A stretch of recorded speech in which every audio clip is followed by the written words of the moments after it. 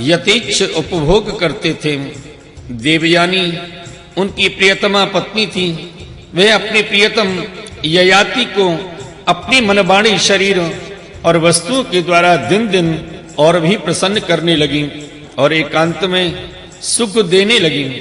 राजा ययाति ने समस्त वेदों के प्रतिपाद्य सर्वदेव स्वरूप यज्ञ पुरुष भगवान श्री हरि का बहुत से बड़ी बड़ी दक्षिणा वाले यज्ञों से यजन किया। जैसे आकाश में दल के दल बादल दिखते हैं और कभी नहीं भी दिखते, वैसे ही परमात्मा के स्वरूप में यह जगत स्वप्न माया और मनोहर राज्य के समान कल्पित है। यह कभी अनेक नाम और रूपों के रूप में प्रतीत होता है और कभी नहीं भी। वे परमात्मा सबके हृदय में विराजमान हैं। उनका स्वरूप सूक्ष्म से भी सूक्ष्म है। उन्हीं सर्वशक्तिमान सर्वव्यापी भगवान श्री नारायण को अपने हृदय में स्थापित करके राजा ययाति ने निष्काम भाव से उनका यजन किया। इस प्रकार 1000 वर्ष तक उन्होंने अपनी उच्छृंखल इंद्रियों के साथ मन को जोड़कर उसके प्रिय विषयों को भोगा, परंतु उतने पर भी चक्रवर्ती सम्राट ययाति के भोगों से तृप्ति न हो सकी। बोली श्रीमद्भागवत महापुराण की जय। आइए भक्त वृंदो, श्रीमद्भागवत महापुराण के 9वें स्कंद में 19वां अध्याय महाराज ययाति का गृह त्याग का प्रसंग श्रवण करें। श्री सुखदेव जी कहते हैं, परीक्षित, राजा ययाति इस प्रकार स्त्री के वश में होकर विषयों का उपभोग करते रहे। एक दिन जब अपने अध्याय पतन पर दृष्टि गई, तब उन्हें बड़ा वैराग्य हुआ और उन्होंने अपनी प्रिय पत्नी देवयानी से इस गाथा का गान किया। हे भृगुनंदनी, तुम यह गाथा सुनो। पृथ्वी में मेरे ही समान विषयी का यह सत्य इतिहास है। ऐसे ही ग्रामवासी विषयी पुरुषों के संबंध में वनवासी जितेंद्रिय पुरुष दुख के साथ विचार किया करते हैं कि इसका कल्याण कैसे होगा। एक था बकरा, वे वन में अकेला ही अपने को प्रिय लगने वाली वस्तुएं ढूंढता हुआ घूम रहा था। उसने देखा कि अपनी कर्मवश एक बकरी कुएं में गिरी पड़ी है। वह बकरा बड़ा कामी था। सोचने लगा कि इस बकरी को किस प्रकार कुएं से निकाला जाए। उसने अपने सींग से कुएं के पास की धरती खोद डाली और रास्ता तैयार कर दिया। जब वह सुंदरी बकरी कुएं से निकली तो उसने उस बकरे से ही प्रेम करना चाहा। वह दाढ़ी मूछ मंडित बकरा हृष्ट पुष्ट जवान, बकरियों को सुख देने वाला, विहार कुशल और बहुत प्यारा था। जब दूसरी बकरियों ने देखा कि कुएं में गिरी हुई बकरी ने उसी अपना प्रेम पात्र चुन लिया है, तब उन्हीं ने भी उसी को अपना पति बना लिया। वे तो पहले से ही पति की तलाश में थीं। उस बकरे के सिर पर काम रूप पिशाच सवार था। वे अकेला ही बहुत सी बकरियों के साथ विहार करने लगा और अपनी सब सुध बुध खो बैठा। जब उसकी कुएं में से निकाली हुई प्रियतमा बकरी ने देखा कि मेरा पति तो अपनी दूसरी प्रियतमा बकरियों से विहार कर रहा है, तो उससे उस बकरे की ये करतूत सहन ना हुई। उसने देखा कि यह तो बड़ा कामी है, इसके प्रेम का कोई भरोसा नहीं है और यह मित्र के रूप में शत्रु का काम कर रहा है। अतः वह बकरी उस इंद्रिय लोलुप बकरे को छोड़कर बड़े दुख से अपने पालने वाले के पास चली गई। वह दीनकामी बकरा उसे मनाने के लिए मैं करता हुआ उसके पीछे पीछे चला, परंतु उसे मार्ग में मना ना सका। उस बकरी का स्वामी एक ब्राह्मण था। उसने क्रोध में आकर बकरे के लटकते हुए अंडकोश को काट दिया, परंतु फिर उस बकरी का ही भला करने के लिए फिर से उसे जोड़ भी दिया। उसे इस प्रकार के बहुत से उपाय मालूम थे। हे प्रिय, इस प्रकार अंडकोश जुड़ जाने पर वह बकरा फिर कुएं से निकाली हुई बकरी के साथ बहुत दिनों तक विषय भोग करता रहा, परंतु आज तक उसे संतोष न हुआ। सुंदरी, मेरी भी यही दशा है। तुम्हारे प्रेम पास में बंधकर मैं भी अत्यंत दीन हो गया। तुम्हारी माया से मोहित होकर मैं अपने आप को भी भूल गया। हे प्रिय, पृथ्वी में जितने भी धान्य, चावल, जौ आदि सुवर्ण पशु और स्त्रियां हैं, वे सब के सब मिलकर भी उस पुरुष के मन को संतुष्ट नहीं कर सकते जो कामनाओं के प्रहार से जर्जर हो रहा है।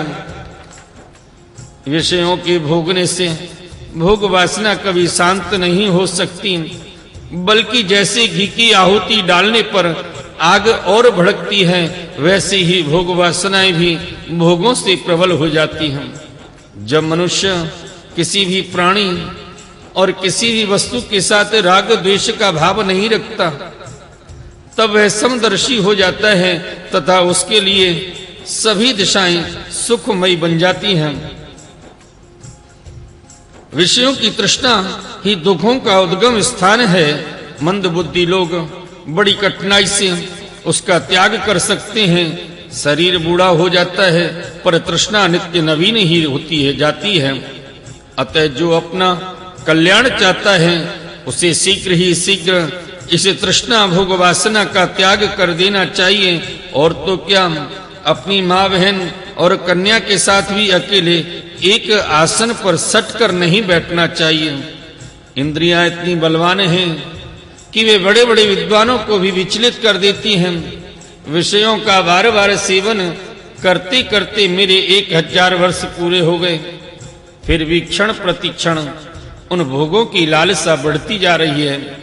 इसलिए मैं अब भोगों की वासना तृष्णा का परित्याग करके अपना अंतःकरण परमात्मा के प्रति समर्पित कर दूंगा और शीत उष्ण सुख दुख आदि के भावों से ऊपर उठकर अहंकार से मुक्त हो हरि नाम के साथ वन में विचरूंगा।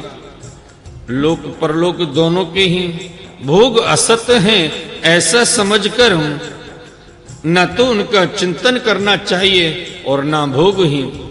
समझना चाहिए कि उनके चिंतन से ही जन्म मृत्यु रूप संसार की प्राप्ति होती है और उनके भोगों से आत्मनाशी ही हो जाता है।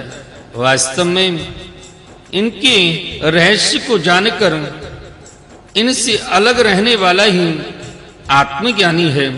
हे परीक्षित, ययाति ने अपनी पत्नी से इस प्रकार कहकर पुरु की जवानी उसे लौटा दी और उससे अपना बुढ़ापा ले लिया। यह इसलिए कि अब उनके चित्त में विषयों की वासना नहीं रही थी। इसके बाद उन्होंने दक्षिण पूर्व दिशा में द्रुह्य, दक्षिण में यदु, पश्चिम में तुर्वशु और उत्तर में अनु को राज्य दे दिया। सारे भूमंडल की समस्त संपत्तियों के योग्यतम पात्र पुरु को अपने राज्य पर अभिषेक करके तथा बड़े भाइयों को उसके अधीन बनाकर वे वन में चले गए। यद्यपि राजा ययाति ने बहुत वर्षों तक इंद्रियों से विषयों का सुख भोगा था, परंतु जैसे पांख निकल जाने पर पक्षी अपना घोंसला छोड़ देता है, वैसे ही उन्होंने एक क्षण में ही सब कुछ छोड़ दिया। वन में जाकर राजा ययाति ने समस्त आसक्तियों से छुट्टी पाली। आत्म साक्षात्कार के द्वारा उनका त्रिगुणमय लिंग शरीर नष्ट हो गया। उन्होंने माया मल से रहित परम ब्रह्म परमात्मा वासुदेव में मिलकर यह भागवती गति प्राप्त कर, जो बड़े बड़े भगवान के प्रेमी संतों को प्राप्त होती है। जब देवयानी ने यह गाथा सुनी तो उसने समझा कि ये मुझे निवृत्ति मार्ग के लिए प्रोत्साहित कर रहे हैं, क्योंकि स्त्री पुरुष में परस्पर प्रेम के कारण विरह होने पर विकलता होती है। यह सोचकर ही इन्होंने ये बात हंसी हंसी में कही है। स्वजन संबंधियों का जो ईश्वर के अधीन है,